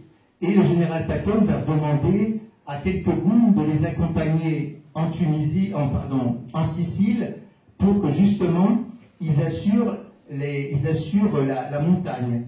Et ensuite, ils vont participer à la libération de la Corse. Ils vont s'illustrer notamment au col de Teguim, où il y a un très beau monument, et dans la libération de Bastia. Et puis après, comme je vous ai dit, ils vont participer à la campagne d'Italie, débarquement de Provence, etc. Tout ce qu'on a vu.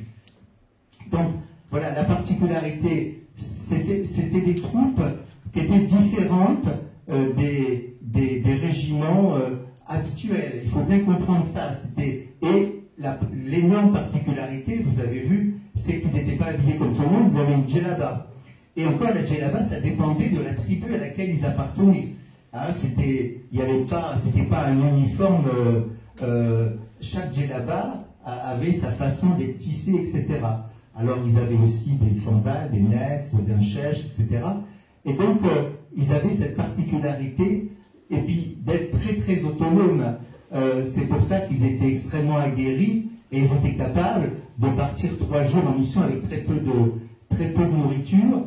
Et ils avaient une capacité comme ça d'intervention, notamment en montagne, qui était absolument remarquable et qui a été extrêmement, je dirais, exploitée.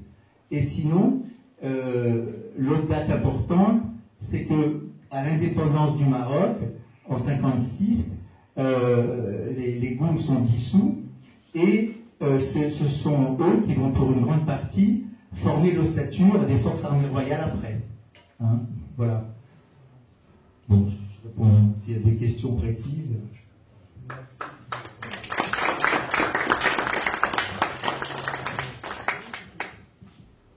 Si vous avez des questions, parce que j'ai parlé de beaucoup de choses, mais... En fait, moi, j'ai vu qu'il allait avoir cet exposé sur la page Facebook du consulat du Maroc. Et moi, je suis concerné parce que mon grand-père fait partie de ces Goumiers. Et j'ai écrit à Pau, c'est là-bas où il y a les archives des anciens combattants, c'est ça? À Pau, entre autres, oui, ou à Vincennes, oui. Voilà, pour avoir un petit peu récits justement, voilà, pour avoir un petit peu un historique du parcours de mon grand-père. Et en fait, ils m'ont répondu, voilà, c'est assez complexe, faut que je trouve pas mal de numéros, il faut que je demande à mon père le livret de famille. Mon père n'est pas là actuellement, il est en France en ce moment. Et voilà, c'était pour dire que déjà cet exposé, franchement, c'était vraiment super. J'ai appris pas mal de choses. Et dans un second temps, du coup, je dois voir avec vous, parce que c'est vous qui vous occupez de la mémoire des Goum. Oui, alors d'une part, il faut savoir qu'il y a un site sur Internet, la Cunha, hein, avec, qui explique bon, ce qu'est la Cunha, mais qui explique, qui parle de tous les monuments et qui explique toute leur histoire. Hein. D'autre part, ce qui est vraiment très précieux, c'est que tous les bulletins de la Cunha, depuis qu'elle a été créée, ils sont numérisés. Et là, on retrouve énormément de choses. Alors, concernant, donc, c'était votre grand-père, hein, ce qui est important de savoir, c'est à quel GTM il appartenait, et éventuellement quel GOUM, parce qu'on retrouve tout ça. Ce qui est très précieux, une fois qu'on sait ça, c'est à Vincennes, on retrouve les journaux de marche, et là on retrouve toute l'histoire. Hein. Mais il y a énormément, bien sûr, de choses. Parce que si vous voulez me donner son nom et tout, je peux vous aider, c'est avec plaisir. Bien sûr. Parce qu'en fait, c'est parti de quoi il y a 3-4 ans, bon, il y avait plusieurs photos de mon grand-père quand on partait l'été en vacances au Maroc. Vous voyez les photos de mon grand-père avec ses médailles. Et ma tante, du coup la sœur à mon père, elle a encore ses médailles. Et je les avais pris en photo. Et une fois, vu que je suis chauffeur de taxi, j'avais transporté un ancien combattant français. Et il a vu les médailles, il m'a dit il faut vraiment chercher à comprendre c'est quoi ces médailles. Parce qu'il m'a dit chaque médaille a une signification, oui, il y a des faits de guerre, tout ça. Oui. Et c'est de là où j'ai de la croix de guerre, des médailles militaires, des gendarmes, c'est très important. Et bien sûr, parce qu'on retrouve effectivement, tout est expliqué après. Ça, c'est très important. Regardez, je pense que ça vous parle.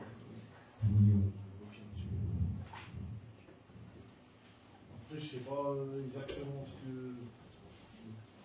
Oui, effectivement, il y a la médaille militaire, il y a la croix de la valeur militaire, il y a des commémorations, il y a plusieurs médailles et je ne sais pas ce que ça signifie du coup. Oui, je pense qu'il a fait peut-être l'Indochine, là. Oui, il a fait l'Indochine, avec le Mirandais, il est parti en Indochine, et là il a fait avec des citations. Ouais, c'est ce qu'il m'a dit, il y a des citations, il faut voir ce que ça signifie. Il faudrait retrouver des citations. Une citation, c'est un fait d'armes, si vous voulez. C'est-à-dire, dans une action particulière, on dit, lui, il était bon, lui. Hein. Ah, il faut le décorer.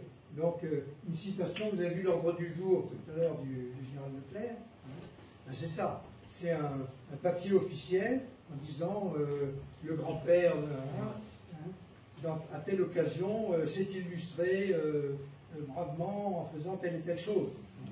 Et donc, c'est signé par. Mais justement, tout ça, je peux le retrouver dans les archives. On peut le retrouver. Ah oui, on peut retrouver. C'est pour ça, donnez-moi son nom, idéalement son GOUM, son GTM. Oui, c'est important, effectivement. Beaucoup d'informations. Non, mais déjà, juste avec le nom, s'il y avait le GTM et tout, on peut essayer de retrouver, bien sûr, hein, parce qu'il y avait à peu près 12 à 15 000 goumiers. Hein, c'est vrai, et puis il y avait donc, comme on disait, à peu près 200 Français. Alors c'est vrai, je n'ai pas dit tout à l'heure, ça a été important ce qu'a dit le colonel, c'est que dans les Vosges, après l'armée de Lattre, il y a eu ce qu'on a appelé l'amalgame, c'est-à-dire qu'il y a beaucoup de Français, de jeunes Français qui sont engagés.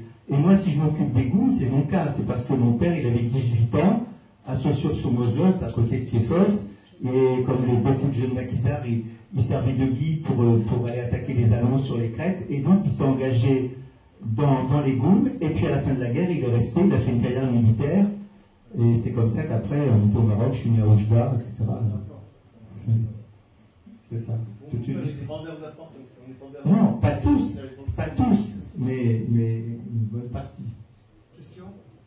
Toujours, je m'appelle Bouchaïd Dia, je suis un petit-fils d'un ancien militaire à l'armée française, 14-18. Je reviens sur la question de notre frère.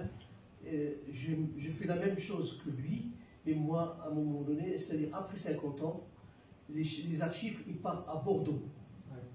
Il faut s'adresser à Bordeaux. C'est là-bas les archives de tout livronnier, les tirailleurs marocains, ils se retrouvent à Bordeaux.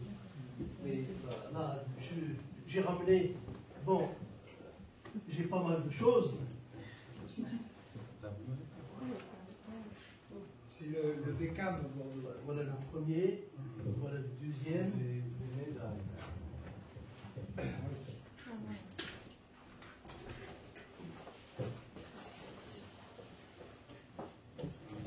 Voilà le livre militaire. Ça, c'est précieux. C'est très important. Hein. Ça, c'est 1916. Mais il s'est engagé jusqu'en 1931. Donc là, il a été décoré de la médaille militaire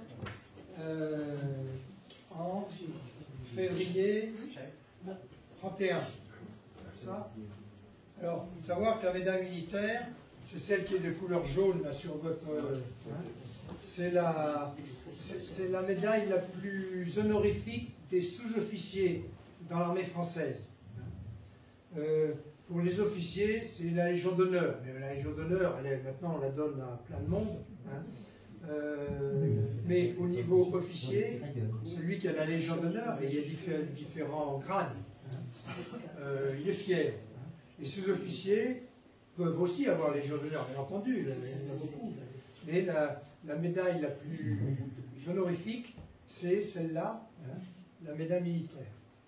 Oui, c'est une belle carrière parce que, en fait, bon, il était tirailleur et il a fait la guerre 14-18 hein, en France, en 17, la guerre du Rif, il était en Allemagne, le Liban, etc.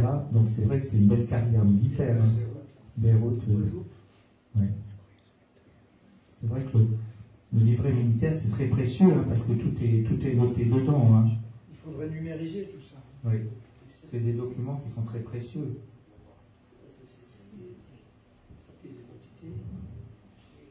Voilà, ça c'est une citation. Alors ce qui est important, c'est, j'avais pas très bien, 67e régiment de tirailleurs marocains, j'imagine 63, ou, hein, extrait de l'ordre du régiment.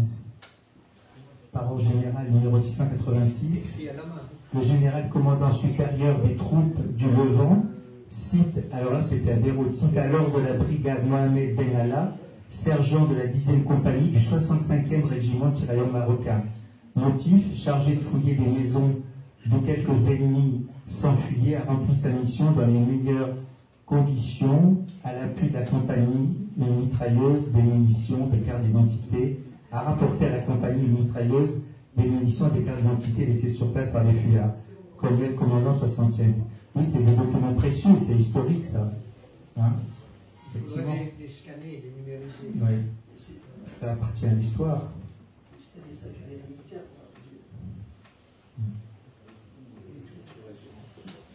Oui.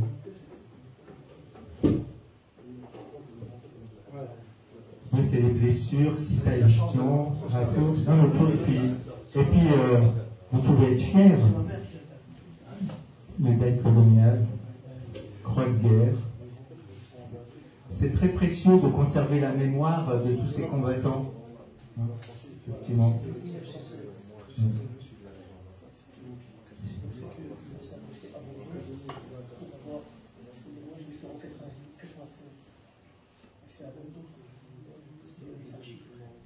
Il faut retenir ça l'endroit où il faut s'adresser. Ouais, c'est le Beckham, c'est ce que j'ai dit, c'est le Beckham. En fait, j'ai écrit un mail je les ai même eu au téléphone, au bureau des anciens combattants à Pau.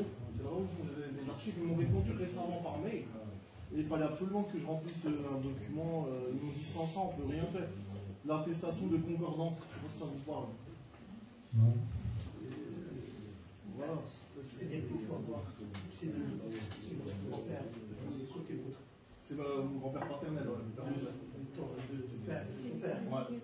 Là, il faut avoir, c'est-à-dire annexer la région de votre père, et c'est-à-dire le livret militaire de ton grand-père, photocopie, digitalisée, et ils ont. Honnêtement, je ne sais pas si. C'est avec ça, s'il n'y a pas ça, là, il ne donne pas.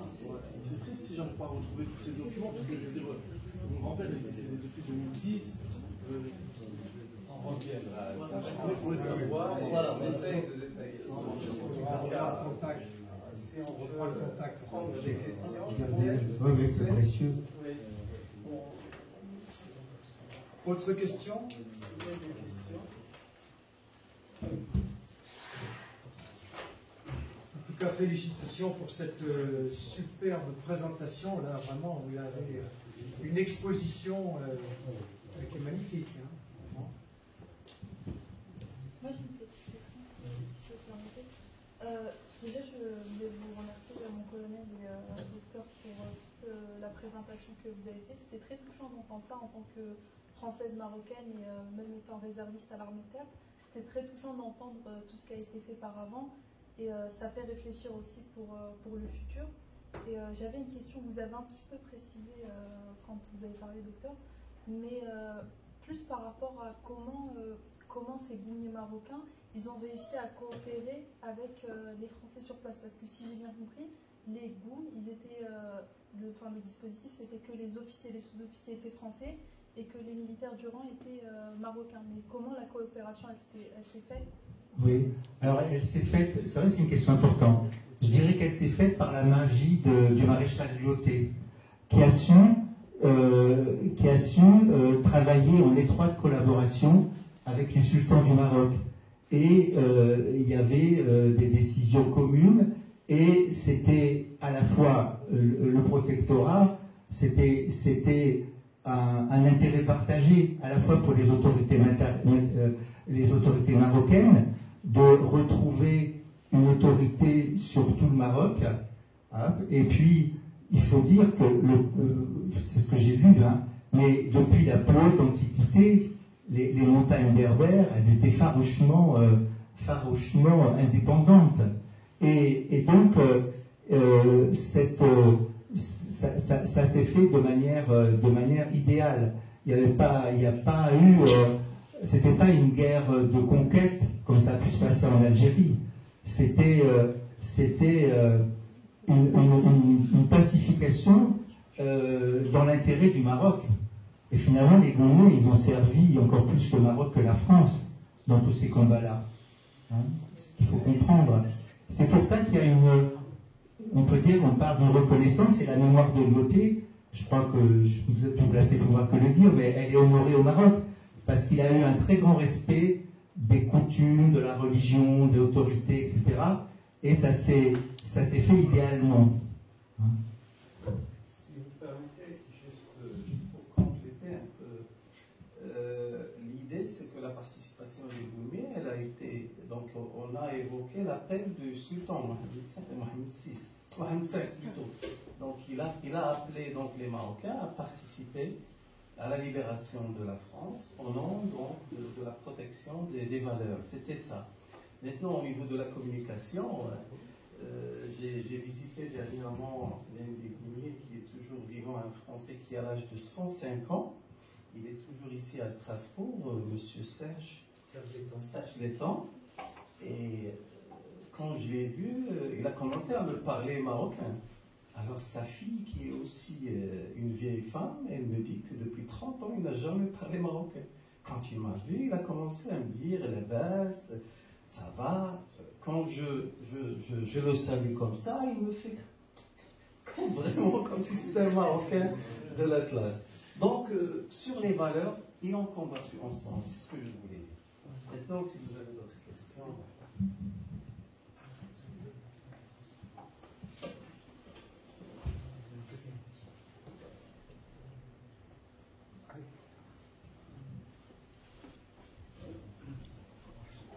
Ça me fait plaisir d'avoir des nouvelles de Serge Letang, parce qu'il me disait toujours, quand je le voyais à la Croix des Mandats, qu'il m'avait tenu dans ses bras quand j'étais bébé, à Taforalt. Je ne sais pas s'il y en a certains d'entre vous qui connaissent Taforalt. J'ai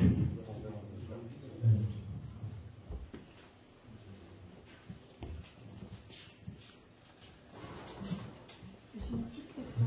Je voulais savoir quelle est la différence entre un goumier et un tirailleur.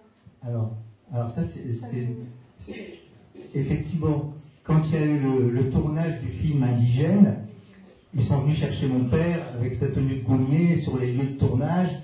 Ils se prenaient tous en photo avec, et c'était tous les artistes et tout. et il leur a expliqué la différence. Et c'est une différence importante. Comme je l'ai dit tout à l'heure, les tirailleurs, ils étaient dans un régiment, c'était dans une caserne, sous l'autorité, etc.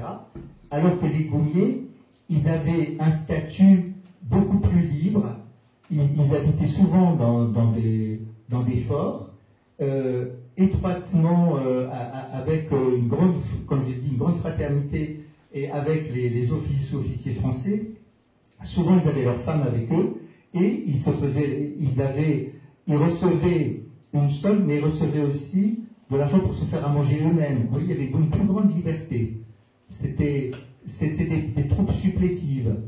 Hein, c'était théoriquement, au départ, dans la définition du mot goum, c'est une troupe qu'on lève transitoirement pour établir pour une action de police, hein, dans l'étymologie du mot. Mais c'était ça un petit peu l'idée. Mais donc ils ont gardé une grande liberté, il y avait une grande souplesse dans leur utilisation. C'était pas aussi rigide que les tirailleurs. C'est ça, la différence, elle est là.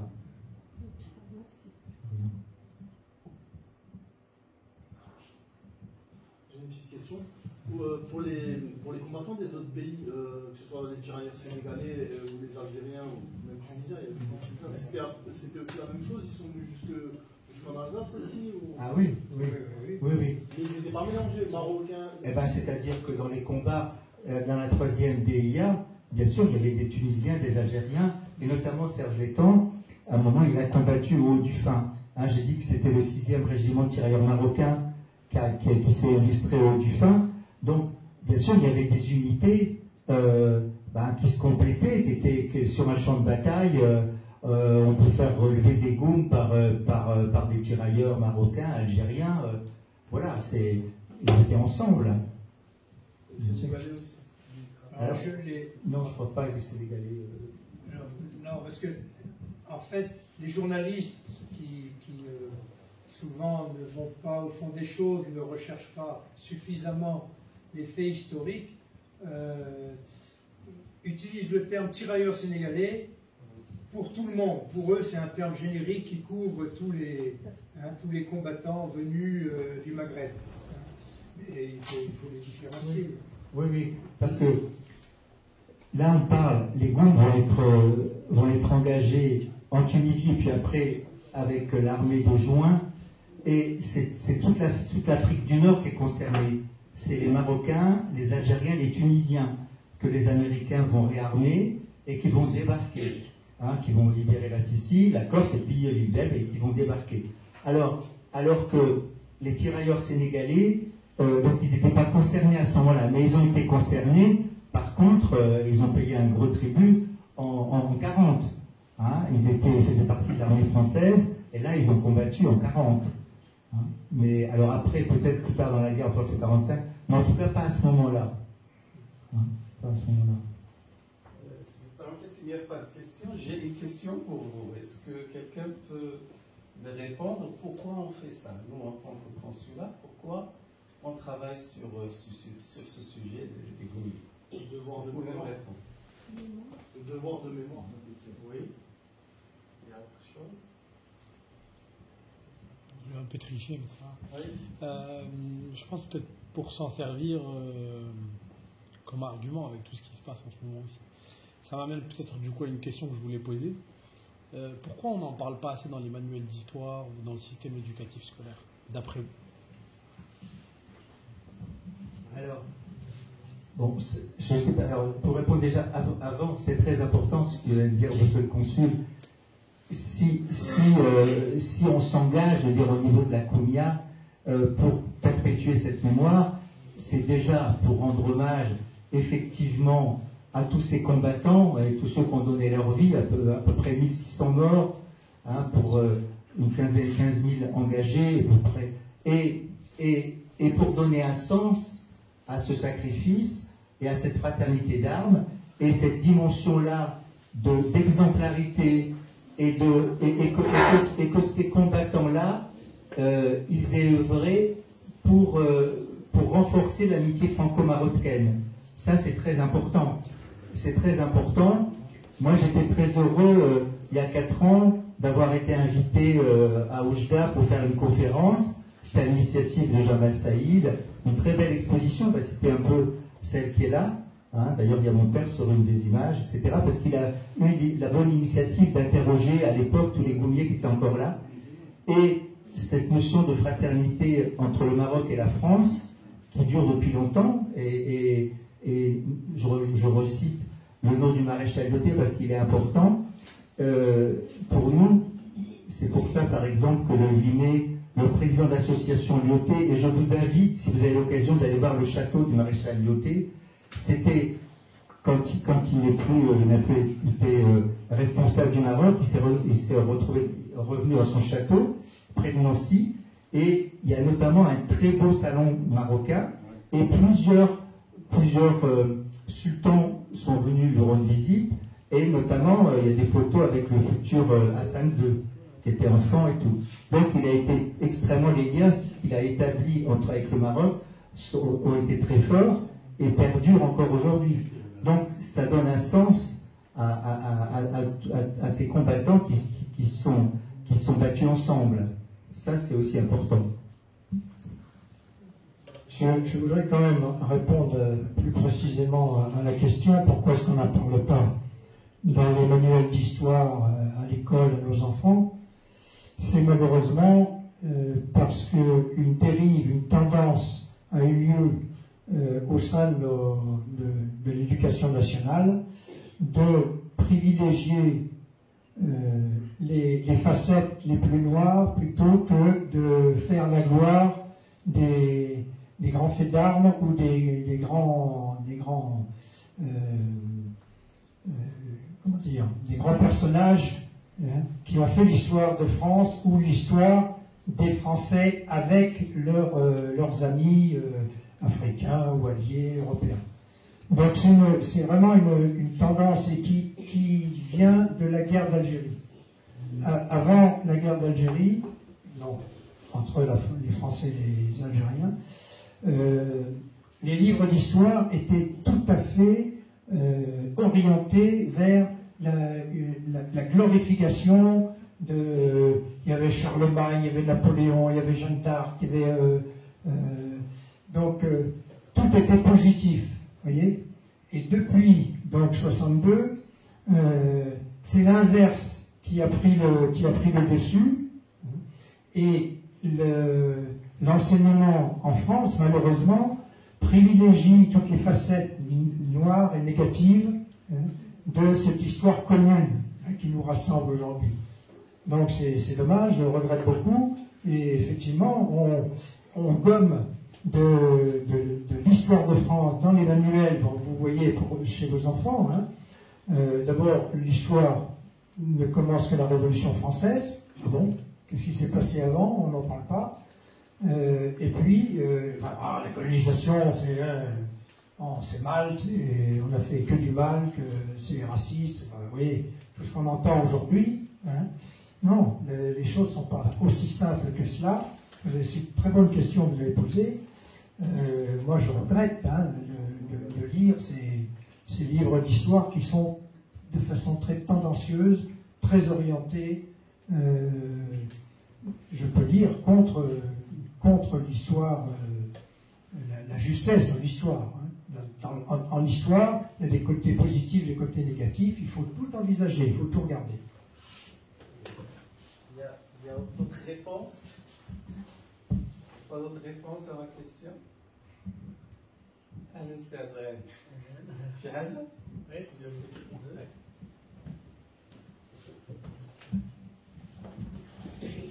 Adreni, il a un projet peut-être il va en parler, de nous faire des avis et des démonstrations. Bonjour. Je voudrais d'abord vous remercier beaucoup, parce que grâce à vous, vous êtes les protecteurs de cette mémoire de notre histoire. Certes, c'est l'histoire de la France, mais c'est une grande part de notre histoire à nous, de nos parents, nos grands-parents. Et en fait, voilà, ouais. Et justement, en fait, je pense que l'objectif premier, c'est de montrer à nous, déjà, que cette histoire-là, elle nous appartient. Que pour légitimer un peu notre présence ici en France, de s'apparer des valeurs françaises et tout ça, et dire quand même que cette période-là, c'était quand même le Maroc, si on parle que du Maroc, il était encore colonisé. C'est-à-dire que ces gens-là, ils auraient pu dire tant mieux pour eux, laisse-les crever et tout ça. Ils ont dit non, ils ont dit on va y aller au nom de la liberté. La preuve que le sultan Mohamed V, il est parti dans cette direction-là. C'est pour la liberté, pour défendre la liberté, les valeurs de liberté. Et ils ont dit non, même dans les périodes les plus sombres, on peut aller au secours de son ami, on oublie ce qu'il fait, ce qu'il est. Et voilà, et j'aimerais bien que ce message-là, soit la France, elle fasse de même en fait, avec les autres pays. Et voilà, en fait, c'est a parlé de nos projets. Moi, je suis président des artisans d'art français. On voulait refaire la vie des gommiers et tirailleurs. Et pendant les commémorations qu'on fait en France, peut-être des jeunes issus d'immigration ou d'autres, des petits blancs, on va dire, s'habillent en gommier et peuvent parader. En même temps, ils vont montrer aux autres. Parce que, en fait, la communication, elle est visuelle. Plus qu'on ne voit pas, on ne voit plus qu'on oublie. Voilà. Et peut-être demain, après-demain, il y aura des jeunes qui vont parler des gommiers. Voilà. Moi, je sais, c'est le message premier, c'est que ces gens-là sont venus défendre la liberté. Ils ne connaissent pas la France. Ce n'est pas leur culture. Mais ils sont quand même venus la défendre. Ils ne sont pas venus défendre le pétrole de l'Alsace ou le gaz. Vous voyez, les choses, ils sont à l'envers. Et voilà. Et les Marocains, ils sont... En France, c'est peut-être notre seul argument de présence d'histoire dans l'histoire française. Parce qu'en Espagne, par exemple, toute l'Espagne, vous voyez le Maroc partout. L'Andalousie, c'est le Maroc. Toute l'histoire espagnole, elle est presque marocaine, quoi. Mais en France, tout le temps, on nous reproche et on nous rappelle que les Marocains, c'est des ouvriers, ils sont venus comme ça.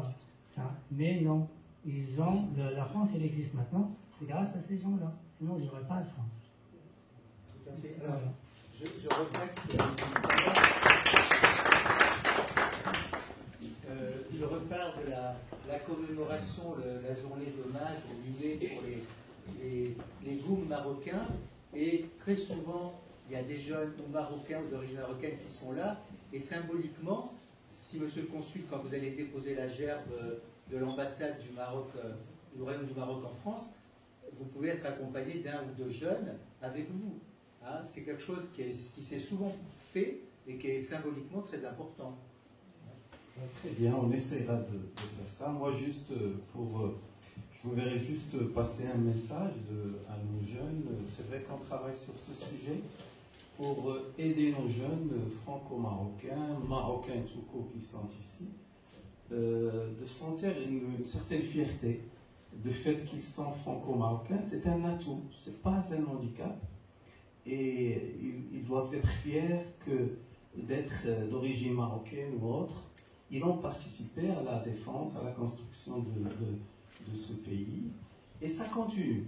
Maintenant, la question des valeurs, comme évoquée par Serge Lamy, et avant, la question des valeurs, ça continue pour moi. Parce que s'il y avait donc les nazis durant les années 40, il y a juste quelques années, il y avait le terrorisme. Et le terrorisme, par exemple, il y a beaucoup de policiers, beaucoup de gendarmes franco-marocains qui sont sur le front et qui défendent la France, justement. Donc, je me rappelle, il y avait un franco-marocain qui est décédé policier lors de l'attaque de Charlie Hebdo, mais on ne focus pas sur ça. Avec le virus, qui est une nouvelle guerre, qui est un peu différente, il y a beaucoup de médecins et beaucoup d'infirmiers qui étaient sur le front contre le virus. Donc, soyez fiers de votre origine tout le temps et dites-le fort.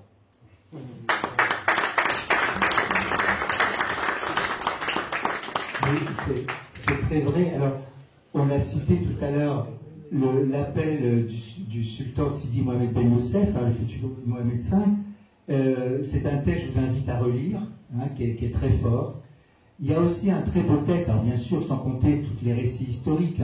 Il y a le livre, effectivement, du colonel Gojak qui vient de sortir sur l'histoire des Goums, qui est très bien fait. Mais il y a aussi je vous l'enverrai si vous l'avez pas, c'est la prière pour nos frères marocains. C'est une prière qu'on lit toujours dans les cérémonies, qui a été faite par un officier français à la fin de la guerre pour ses frères goumiers. Et quand on lit ça, on comprend la fraternité qu'il y avait. Je vous l'enverrai le texte. Très bien. Pour le 8 mai, on va informer. Et si quelqu'un est, comme vous êtes venu ici à la conférence, vous pouvez vous déplacer.